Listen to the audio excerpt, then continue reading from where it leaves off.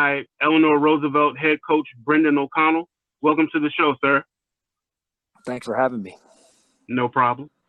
In the last 2 years, you've lost one game in PG County public school play. What would you say has been the key to your program's success?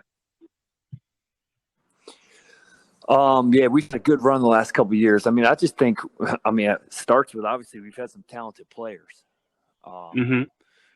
But, beyond that, I think, we got a bunch of players who have sort of bought into just getting better as the season goes along. And,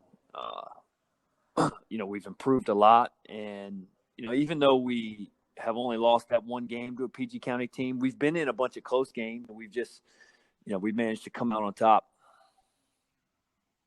And you have scheduled WCAC powerhouse DeMatha consistently for the past few seasons. How has this helped prepare your team for what they will face both in conference and also in the state tournament? We're always just trying to measure ourselves against the best teams in the area. And obviously, DeMatha every year is that. They're one of the best teams in the country. So, the fact that we've played them early in the year, I think we've played some competitive games with them. We haven't gotten them at all in the past 6 years, but we've played some competitive games with them. And I think, certainly if we can play with them and we can hang in there with them, we should be able to with some of the other teams on our schedule. But it's been a good game. Anytime we can measure ourselves against one of the best teams in the country, we want to do it. Got you. Thank you.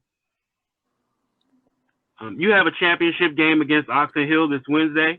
What has been the most consistent message to your team so far leading up to that game? One thing that I think our team has really embraced since January was every day we come to practice, every day we do anything, we're just trying to get better. And, we struggled a little bit in December, even in some of the games we won, just, fitting together, guys in new roles, guys up from JV last year. But I think the last couple months, our kids have just, stopped looking at big picture and just started taking things day by day. Every day we show up to practice, we just got to get better.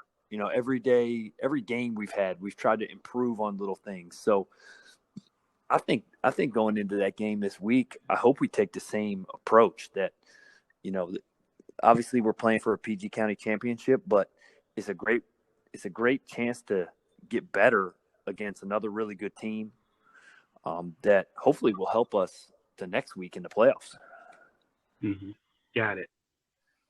So last year's team was driven by seniors, and this year's team is no different. Can you explain how this different group of seniors has helped propel your team to success? Yeah, we got a really good mix of seniors and young guys this year. Guys like Quentin Mincy, Lumi Lewis, Jahari Simon, those are three guys that started for us, but they were also all key contributors on last year's team. So, they all got great experience here in our playoff run, Xfinity, all three, even though they didn't start, they played big roles. So they have that veteran experience. Jamel McNair is the kid who came over from Pilati, and he's, he brings some of that veteran experience too. But then we got a nice mix of young guys too. So it's, who bring us a ton of energy and a ton of passion, and they're kind of, just sort of have this just positive energy that has made us better all year too. So we got a great mix. Okay, got you.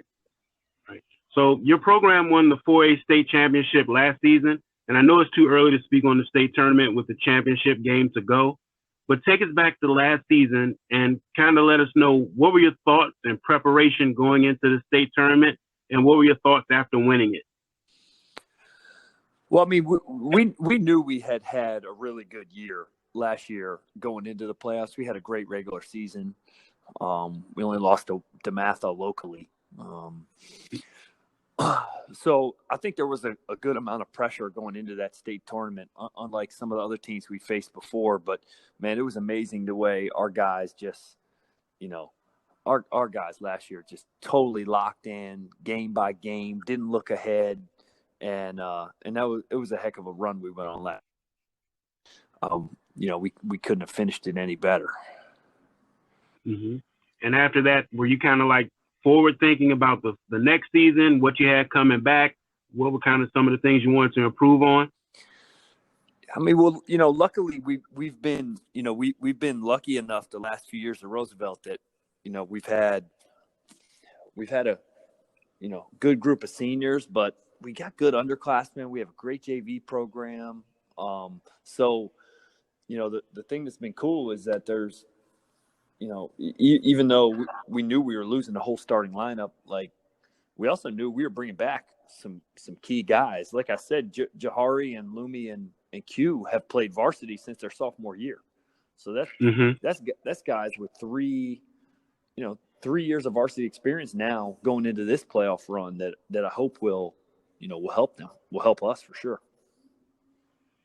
Got it. So lastly, we recently saw a disturbing video of former Eleanor Roosevelt standout guard and NBA player Delonte West. What was the reaction and response from the Eleanor Roosevelt community after the video went to the national media cycle? I mean, I think everybody at Roosevelt, feels for him, and just wants to do whatever we can. I mean, I didn't coach Delonte, but I got to know him a little bit. Years ago when he was still in the NBA, he would come by in the off season and still talk to the guys. And, he's a good dude with the right intentions. And, I know there are several staff members at Roosevelt that, did teach him and have reached out. And so I think like a lot of people, we're, there's people at Roosevelt, even though he's been gone a long time now, and maybe a lot of the staff and, this coaching staff never coached him, but there's plenty of people that would be in his corner and